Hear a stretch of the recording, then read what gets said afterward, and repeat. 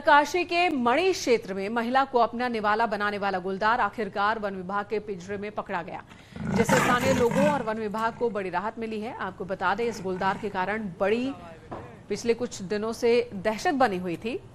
स्कूली बच्चे भी स्कूल नहीं जा पा रहे थे। गुलदार के पकड़े जाने के बाद गांव वालों ने अब राहत की सांस ली। खा ले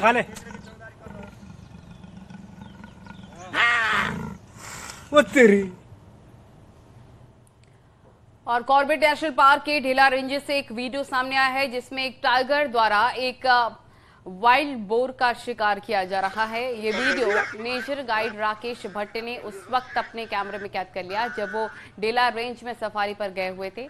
वहां के ग्रासलैंड में 23 मई को शाम करीब 5:30 बजे ये घटना सामने हुई और अब ये वीडियो सोशल मीडिया पर काफी ज्यादा वायरल हो रहा है। हो गया था। अरे सर बैठिए सर, आप बैठिए सर।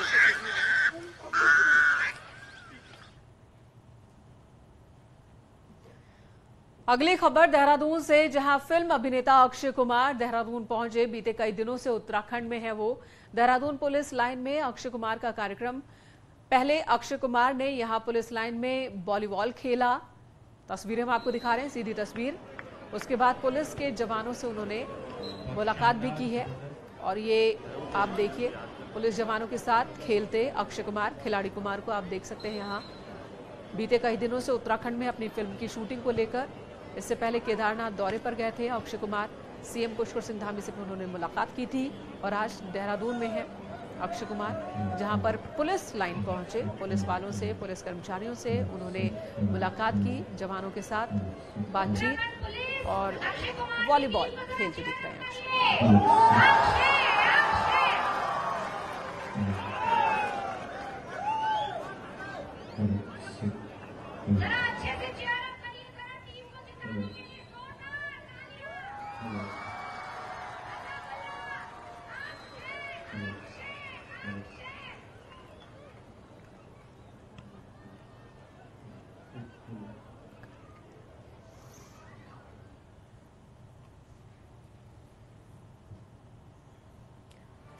और हेमकुंड यात्रा आज भी दोबारा शुरू नहीं हो पाई। भारी बर्फबारी के चलते आज भी यात्रा स्थगित रही। बीते 2 दिनों से हेमकुंड साहिब में रुक रुक कर बर्फबारी हो रही है, जिससे हेमकुंड साहिब की यात्रा 2 दिन स्थगित रही। गुरुवार और शुक्रवार को हेमकुंड साहिब में किसी भी संगत को जाने की अनुमति नहीं दी गई।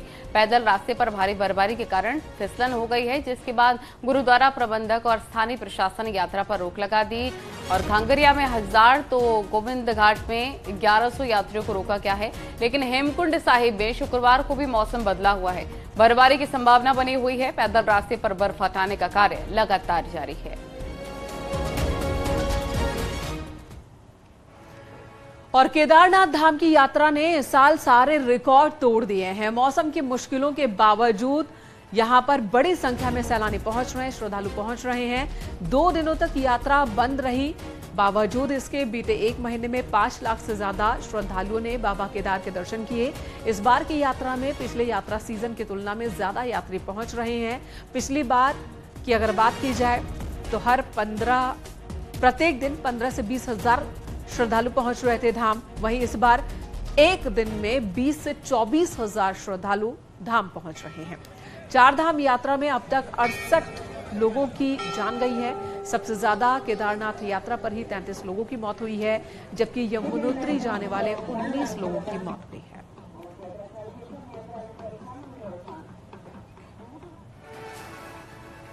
आगे बढ़ते हैं। कई दूसरे धर्म के लोग भगवा कपड़ा पहनकर हिंदुओं को बदनाम करने की कोशिश कर रहे हैं और इसीलिए अब हिंदू साधु संत गांव-गांव तक जाएंगे।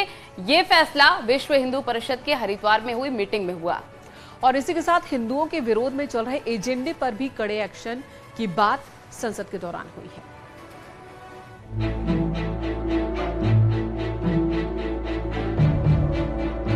विश्व हिंदू परिषद की 2 दिन तक हरिद्वार में चली बैठक में देश भर के साधु संतों ने एक मंच पर एक सुर में हिंदुत्व को मजबूत करने पर बात की।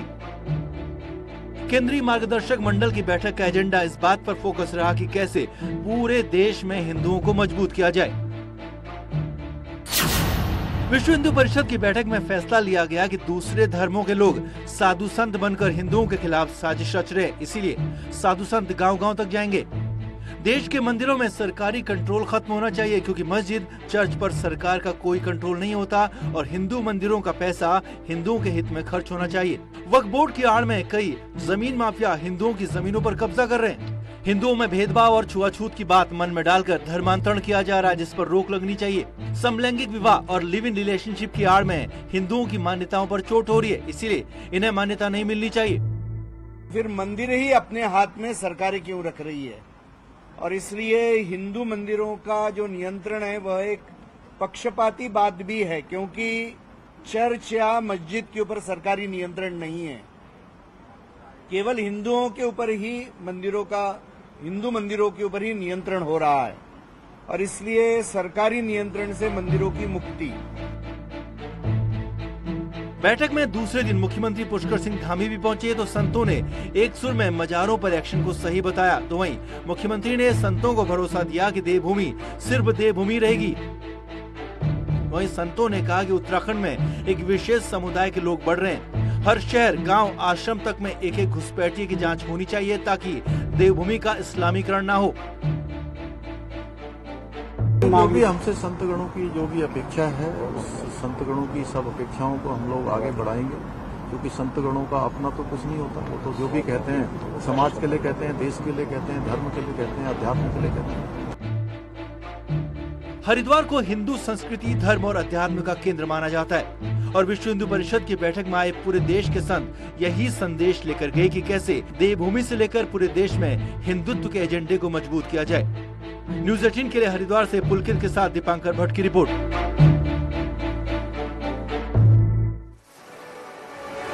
और उत्तराखंड के मुख्यमंत्री पुष्कर सिंह धामी आज 3 दिन के दिल्ली दौरे पर पहुंचे, जहां कल सीएम धामी नीति आयोग की मुख्यमंत्री परिषद की बैठक में शामिल होंगे। सीएम धामी ने कहा कि राज्य के अंदर आने वाले सैलानियों को सुविधाएं देनी होती है, उसे लेकर अपनी अपेक्षा नीति आयोग के सामने रखी जाएगी।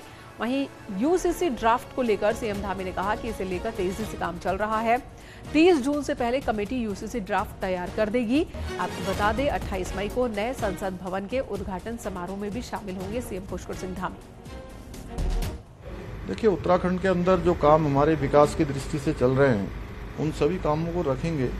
इसके साथ साथ नीति आयोग से हम ये भी अपेक्षा करेंगे कि उत्तराखंड जैसे जो हमारे हिमालयन राज्य हैं, अन्य राज्य भी हैं, हिमालयन राज्यों के लिए और खासतौर से उत्तराखंड राज्य के अंदर जितनी हमारी आबादी है उसके कई गुना, 5-6 गुना साल भर में आने वाले पर्यटकों के रूप में, सैलानियों के रूप में, कांवड़ यात्री के रूप में, श्रद्धालुओं के रूप में, चारधाम यात्री के रूप में आने वालों की संख्या होती है लगभग।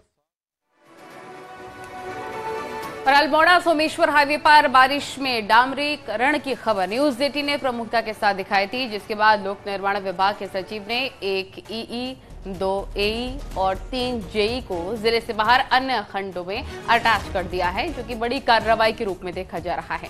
लेकिन लोक निर्माण विभाग के अधिकारी न्यूज़ 18 के कैमरे में कुछ भी बोलने से बचते हुए नजर आए हैं।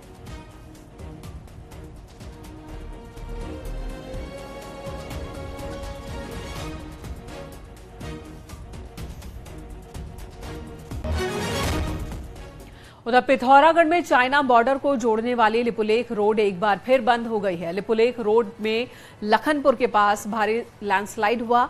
लैंडस्लाइड होने से जहां आदि कैलाश यात्रा एक बार फिर प्रभावित हुई है, तो वहीं ऊपरी इलाकों में माइग्रेट होने वाले लोगों को भी दिक्कत हो रही है। बताया जा रहा है कि लखनपुर में 60 मीटर तक लैंडस्लाइड हुआ। भारी लैंडस्लाइड की वजह से 2 दिनों तक यहां सड़क बंद रह सकती है।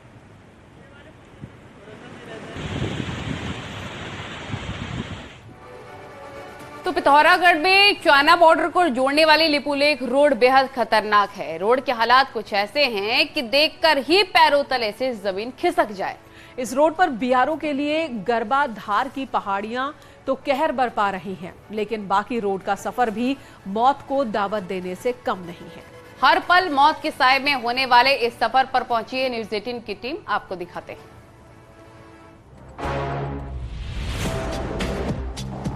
चीन बॉर्डर को जोड़ने वाली लिपुलेख सड़क का उद्घाटन भले ही 2000 में हो गया हो, लेकिन यह सड़क दुनिया की सबसे खतरनाक सड़कों में एक है। तकरीबन 12,000 फीट की हाइट में बीआरओ ने इस सड़क को पहुंचाया है, लेकिन इस सड़क पे सफर करना मौत को मात देने से भी कम नहीं है। आज हम इस सफर में आपको बताएंगे किस तरीके की ये सड़क है। चीन की चौखट तक जाने वाली लिपुलेख रोड का उद्घाटन हुए भले ही 3 साल हो गए हों, बावजूद इसके इस रोड पर सफर करना मौत को मात देने से कम नहीं है। घटिया बगड़ से गरव्यांग तक इस रोड पर जिंदगी की डोर कब थम जाए कोई नहीं जानता। बीआरओ ने 12 साल की कड़ी मेहनत के बाद इस रोड को बनाया। 400 करोड़ की लागत से बनी इस रोड में जहां दरख्ती पहाड़ियों से मौत बरसती है, वहीं नीचे बहती काली नदी का तांडव किसी की भी रूह कपा सकता है।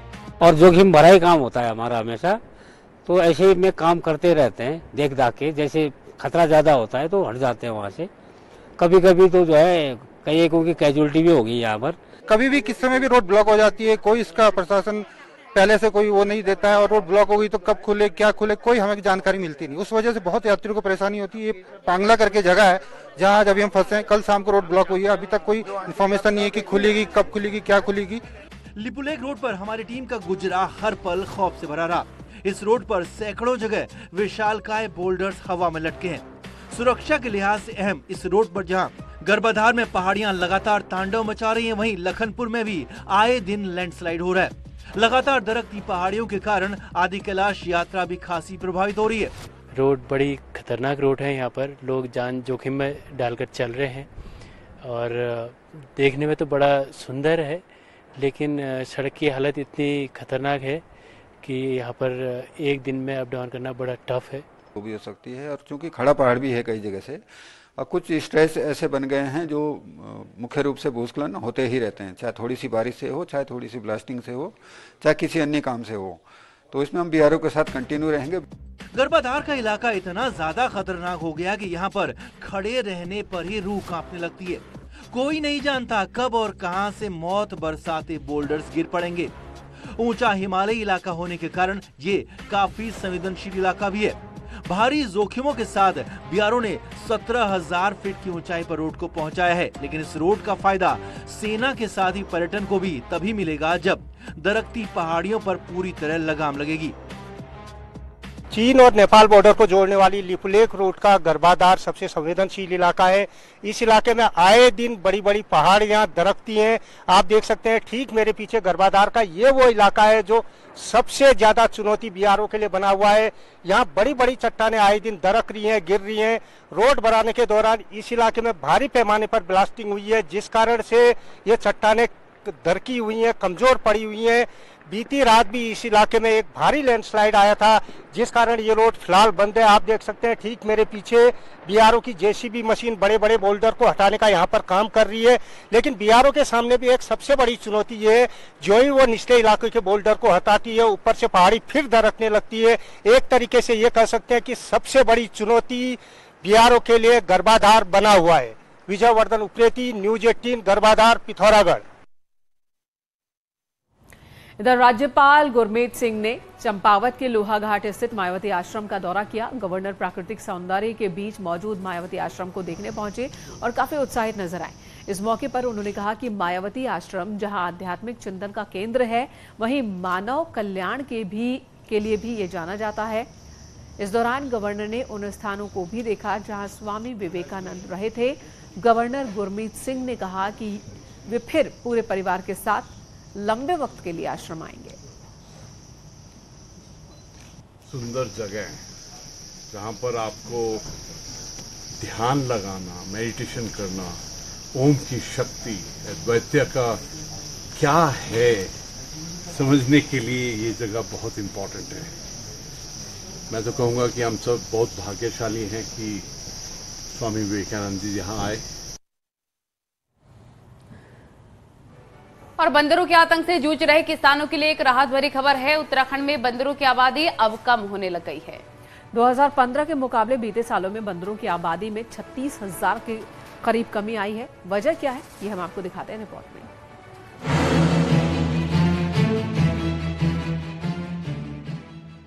उत्तराखंड में पहाड़ से लेकर मैदान तक बंदरों का आतंक किसी से छिपा नहीं है। खेती बाड़ी को इतना चौपट किया कि पहाड़ों से पलायन का एक बड़ा कारण बंदर भी माने जाते हैं। अब अच्छी खबर ये है कि बंदरों की आबादी थमने लग गई है। 2015 में जब बंदरों की गणना की गई थी तो 1,46,000 बंदर पाए गए थे, लेकिन 2021 की गणना में 1,10,000 बंदर पाए गए।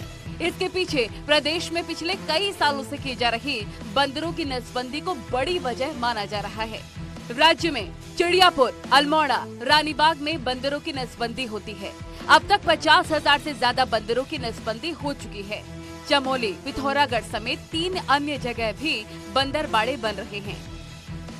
वन विभाग इसमें तत्परता से अब कार्रवाई, इम्पैक्टफुल कार्रवाई करना चाहता है कि बंदरों की जनसंख्या जो है उसको लिमिट किया जाए और बाड़ों की संख्या में हम जो है बढ़ाएंगे। लगभग 35,000 बंदरों की संख्या में कमी आई है। तो हमारा ये मानना है कि बंदर जो है विशेष रूप से जो आबादी से लगे हुए जो क्षेत्रों में बंदर है वहाँ उनकी जनसंख्या नियंत्रित की जाए। एक्सपर्ट्स की माने तो नसबंदी ही बंदरों की संख्या रोकने का सटीक उपाय है और आने वाले वक्त में और बेहतर परिणाम होंगे। जो है कि प्रोग्राम कितना सक्सेसफुल होता है, ये आने वाले टाइम के लिए बहुत ही सक्सेसफुल प्रोग्राम है। लॉन्ग टर्म में हमें इसके अच्छे पॉजिटिव रिजल्ट्स देखने को मिलेंगे। उत्तराखंड में मुसीबत का दूसरा नाम बन चुके बंदरों के लिए खुद सीएम धामी को निर्देश तक जारी करने पड़े थे। लिहाजा अब वन विभाग भी इस प्रोग्राम को मिशन मोड में आगे बढ़ाने जा रहा है। देहरादून से न्यूज़ 18 के लिए सुनील नवप्रभात की रिपोर्ट। इधर अहमदाबाद के मैदान में मुंबई इंडियंस और गुजरात टाइटंस के बीच क्वालिफायर मुकाबला चल रहा है। अब इस मैच में मुंबई के कप्तान रोहित के लिए सबसे बड़े ट्रम्प कार्ड हैं उत्तराखंड के आकाश मधवाल, जो कि अब ऋषभ पंत के बाद रुड़की के दूसरे क्रिकेटर बन चुके हैं जिन्होंने क्रिकेट की दुनिया में तहलका मचा दिया है। रुड़की और आसपास कैसे क्रिकेट का क्रेज बढ़ गया है, इस रिपोर्ट में देखिए।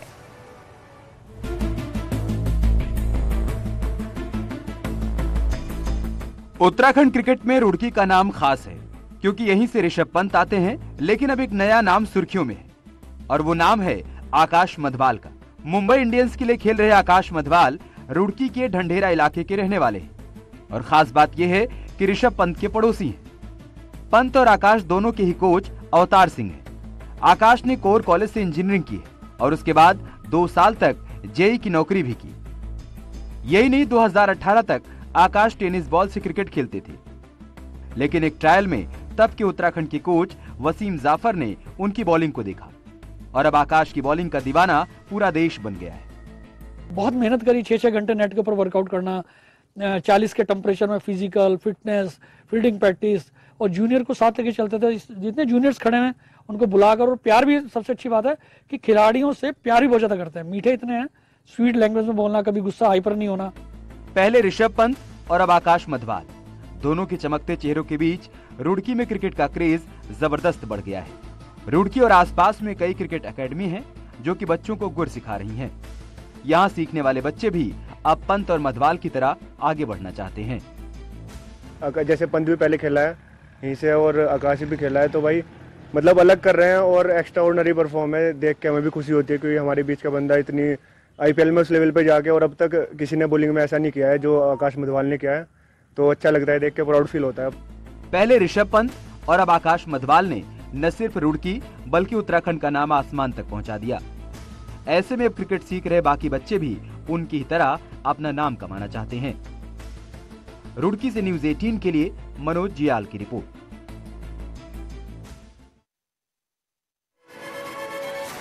और यहाँ वक्त हो गया छोटे से ब्रेक का। ब्रेक के बाद भी खबरों का सिलसिला जारी है।